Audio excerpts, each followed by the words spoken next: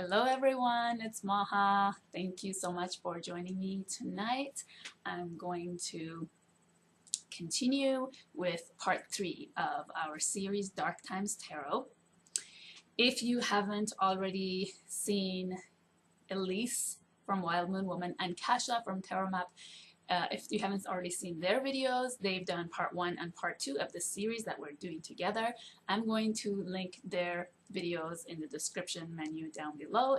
Please go ahead and check those because they are amazing, very inspiring. I can't wait to do video responses to theirs. And if you feel at any point guided to do a video response to any of these videos, please go ahead. We would love to hear from you. Again, just use the hashtag #DarkTimesTarot, and that way we can find your video. So tonight I'm going to share with you a spread that I've created inspired by a specific chapter in Thomas More's book Dark Nights of the Soul, and this chapter is called The View from the Moon. It's a gorgeous chapter where he dedicates the entire chapter to the goddess Hekate and her symbolism, and basically using her as a metaphor to guide us through our dark nights. So I'm going to begin by reading you some beautiful sentences from the book that I've gathered here. So he says, Hekate embodies both the beauty and the terrors of the night. Her mood and atmosphere is the one you feel when you see a huge yellow moon on a dark night. She belongs in the dark places, and therefore is a perfect patroness for your dark night of the soul. Imagine this Hekate spirit as something that lives quietly and deeply within you, a set of sensitivities and abilities.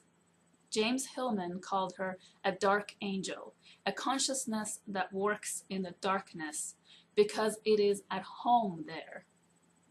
He said that this part of us is not dragged down, but always lives there.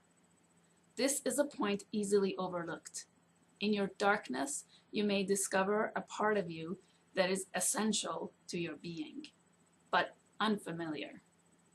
The darkness doesn't exactly come from outside, but it is a revelation of something in your nature. In your black moods and dark fears, you find an essential part of yourself. So powerful. When I read this chapter, and it's chapter 4 of the book, if I didn't already mention it, I was so moved.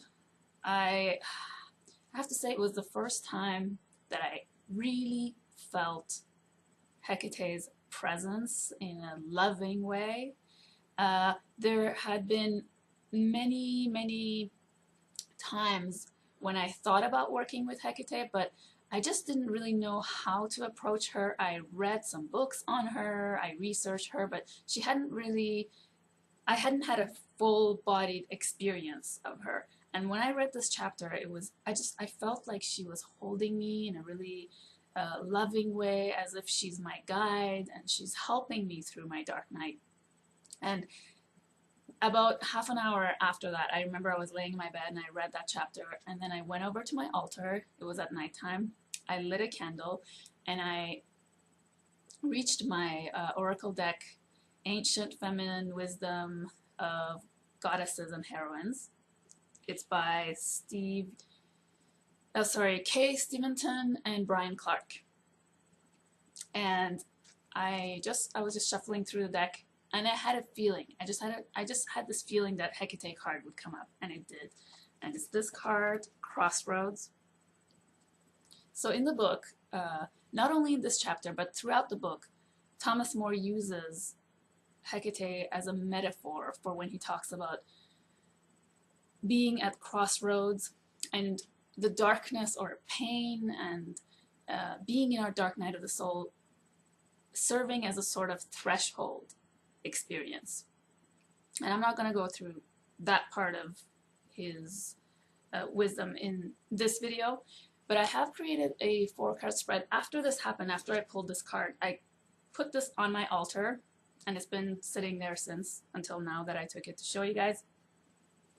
And I just knew that I had to create a spread based on this chapter because it was so powerful for me.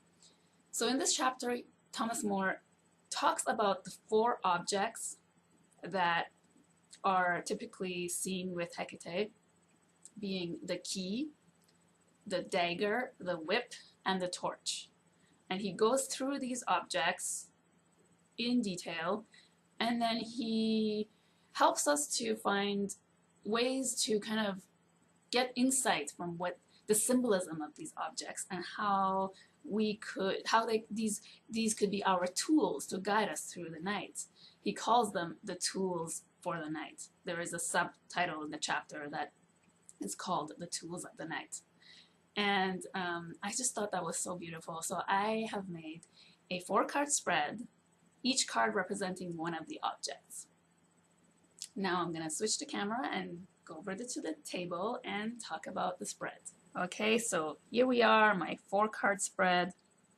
So each card in each position corresponds to one of her 4 objects, starting with the key, then the whip, the dagger, and the torch.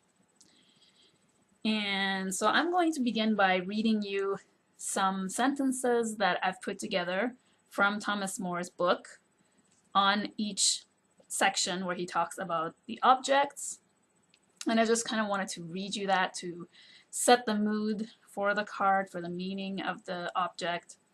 And then I'm going to read you my question that I formulated for each position. And all the questions will be posted in the description menu for your reference. I am using the beautiful Dark Goddess Tarot by Ellen Lorenzi Prince. Love this deck so much.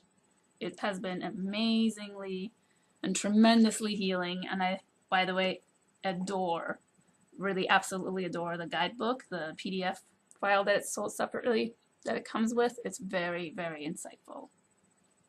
So I'm not reading any reversals for this spread. I usually do read reversals, actually, but in this case I haven't. And this is actually the very first spread I've ever created. I usually read tarot intuitively. I create my spreads intuitively, but this is the actual real quote-unquote spread that I've created. So I really enjoyed it, and I'm going to show you as I go through this. I'll show you the cards that I got from the spread I did for myself back in July when I was going through my dark time. And I'll just talk a little bit about each of the cards and what they meant for me. So we'll begin by the key, the first card. So the key, Thomas More says, is Hecate's means of entrance to the underworld. She can come and go, a skill worth developing. Imagine if you didn't feel a stranger to your dark night, and that you had the key to entering it and leaving it. This ability wouldn't be a matter of conquering or solving the mood, but it would allow an easier relationship with it. Everyone needs a special key, suited to their temperament, to help them move freely between ordinary life and the depths of their soul. So the question is, what is the key that can help me build a better relationship with my dark night? And for me, the card that came up was the Hierophant. In this case, Sibyl, the goddess Sibyl. So I actually was very excited when I saw this card pop up in this position, because for me, the Hierophant is about that inner teacher, that inner wise, very grounded, down-to-earth teacher who gains knowledge from life experience and shares it with others. And the way that this card is, the Hierophant is a key for me in this position, what it meant for me is that even though I was going through really dark times, I knew that, as always, I could gather my experience and knowledge and be able to hopefully share that with others and in some way be of service. Because to me, being able to be of service and to teach others, it really adds meaning to my experiences and to my life, and I really love that. I mean, it runs deep for me. It's like soul nourishing. So I was really happy to see this card come up. I also don't associate Hierophant. I don't have any religious kind of feelings about this card personally. To me, I think of Taurus. This card astrologically is linked to Taurus, so I think of that really, that down to earth kind of grounded, earthy energy of a teacher. That's what I associate with the Hierophant. So not ever any religious ties for me. And also the Hierophant, Taurus, rules the voice and sound. So again, I see that connection to the inner voice, to intuition. And at this time, for me, it was really important to pay attention to my intuition and to go within and see what the darkness had to teach me. Okay, and then the second position is the whip. So throughout the book, Thomas More talks about the dark night of the soul serving as an initiation process, a time when we are going through an initiation process. And he uses the metaphor of the whip in this case to talk about the times when we aren't able to let go of certain ways of behavior, certain modes of being that we have really attached ourselves to or identify with, and how that is what causes us the pain and the torture. So he talks about the whip being the metaphor for that pain that is caused by not being able to let go in the process of transformation and initiation. So he says, you can't be renewed unless past behavior and thinking are shredded and packed away. But this can't happen without torment. The ideas and styles that have become familiar to you are you. To give them up is to have your very identity ripped apart and disposed of. You try to hang on, and that's where the torture focuses.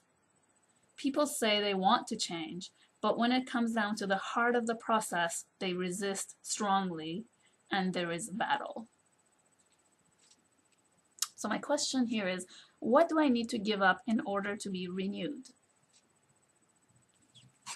And I got the Three of Pentacles here, Norse. I'm not going to get into the mythology of the goddesses here because that video would be too long.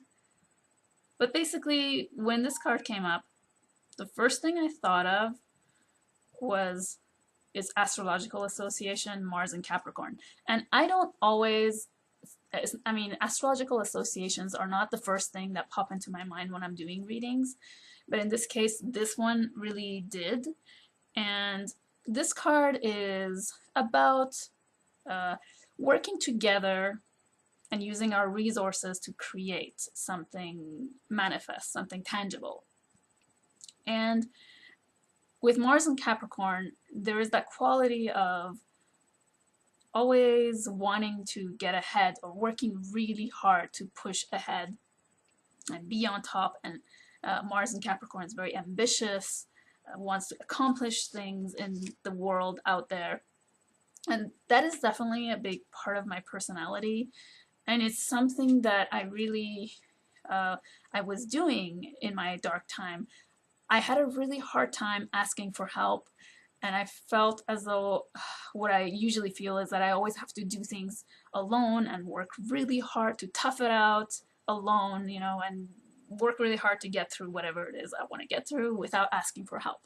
So in this case, this card was telling me that I need to ask others, do something in a way, in a community-oriented work, or something where I would use other resources. So one thing I did was at this time I looked for a therapist, And up until this point, I've been looking for a therapist, but I kind of gave up because I just couldn't find any that I meshed with. And so at this time, I spoke to a very good friend of mine, and she knew a therapist, and I gave it a try. And I was really lucky that I really connected with this therapist, and I'm still seeing him, and he's helped me so much.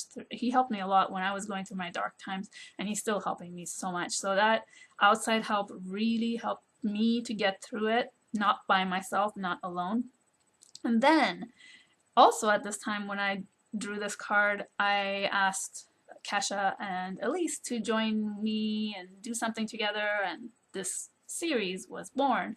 And this series has been so healing for me. Just getting together with these two lovely ladies and talking about what we're going through, and talking about creating this project together was just so healing for me. So that was also what this card told me.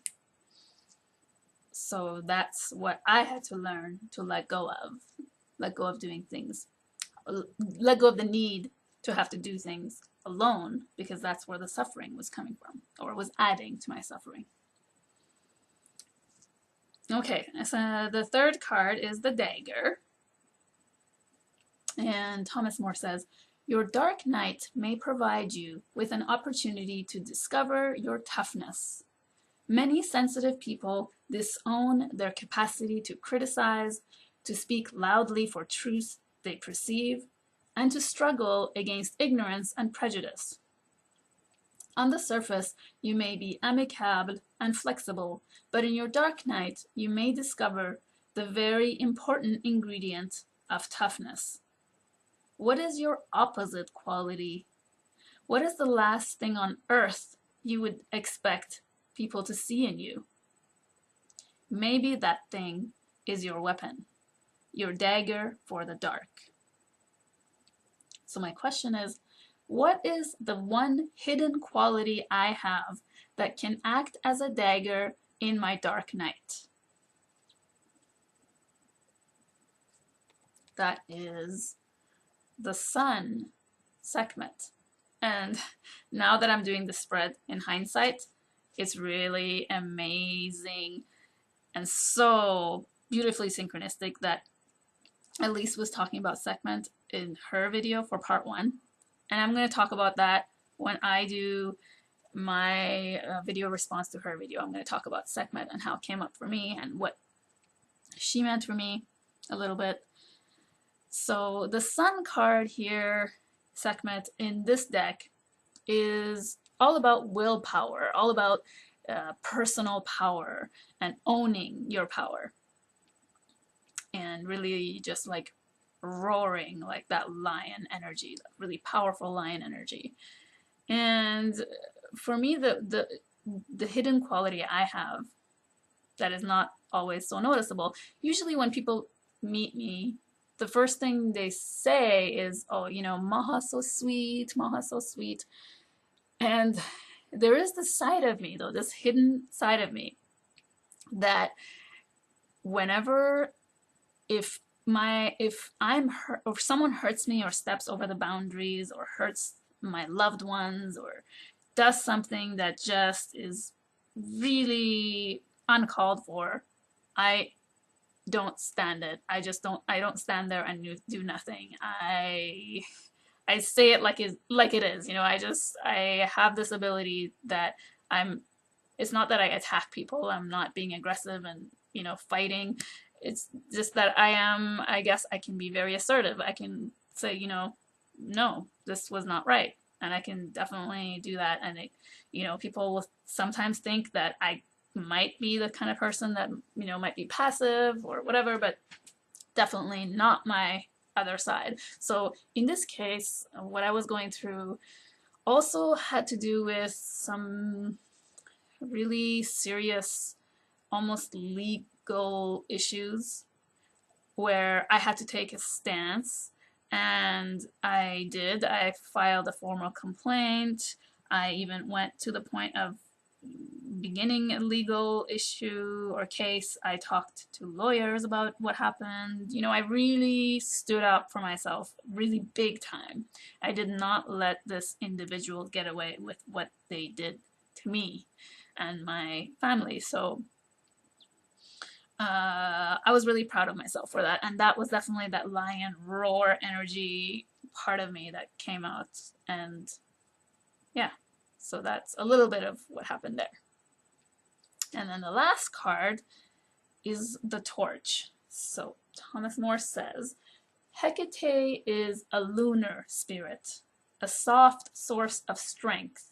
When life is thick with feeling and there seems to be no way out of doubt and confusion. This patroness of your darkness doesn't shed brilliant light on your problems. Instead, her torch gives you hints, intimations, and suggestions.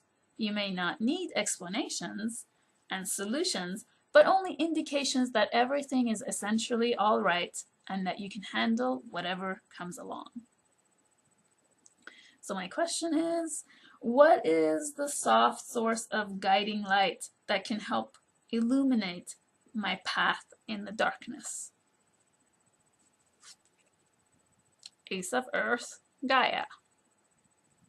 And I really love that card here in this position because nature is definitely my guiding light, and it was so healing for me during this time as well. I don't know if you saw my video, The Wounded Healer, where I showed a whole bunch of herbs and teas and incense and all that kind of stuff that I got right after, very shortly after this dark time incident was what happened and when it was happening. And it was so healing to me just to be able to have nature to go to. Not only taking walks in nature and being surrounded by nature, because that is something also that has been tremendously healing, and it always is when I'm going through a dark time, but also using nature's gifts for my well-being, like making teas and, you know, taking time, extra time to do that for myself. And in a way that I feel like that's been my soft guiding light, because, you know, as you probably, many of you probably know, with healing herbs and natural remedies, they're very gentle and they work slowly on the body. So I found that herbal remedies and using essential oils and all of that was really, really tremendously healing. Also using crystals, of course. And I will talk about crystals in one of the VR videos that I'll do for this series. So that's how I see that position. And I love how there is the sun here in this card. And that kind of refers me here to this card again. Like, it goes back to the sun card. And then this is an earth element. This is the 3 of earth. And then here I talked about Taurus. So nature here, and then the sun. And then there's the 2 lions here also. I really loved my spread. I loved how there was connection between all these and everything made sense to me. I kind of kept this spread facing up like this on my clipboard in my room, one of my rooms, so I could look at it and kind of think about and journal as I was going through this time. And that's it, everybody. The crystals I have here are part of the crystals I've been using a lot during this time as well, and there are of course others, but here we have snowflake obsidian, selenite. All of these I found very, very healing for dark times. And then here I have one of my all-time favorites, very, very special crystal to me, blue lace agate, which I have lots of different specimens of. So amazing. And then also this one, my labradorite. Amazing, amazing for working with the intuition, going within, and amethyst. And this one has hematite inclusions, which is it's a very grounding and protective piece. And that's all I'm gonna say for this video. Thank you so much, everybody, for listening. Thank you for watching and for being here. I really appreciate it. I would love to hear from you in the comment section. And if you would like to try out this spread, go ahead, try it out. Let me know what you think. And let me know if you have any other spreads that you use if you are going through a dark time, or if you have ever used a spread when you were going through a dark time. I would like to hear about that. And as always, I am sending you tons of love, many, many blessings, and I hope to see you again in the next video. Thank you so much for watching. Bye, everyone.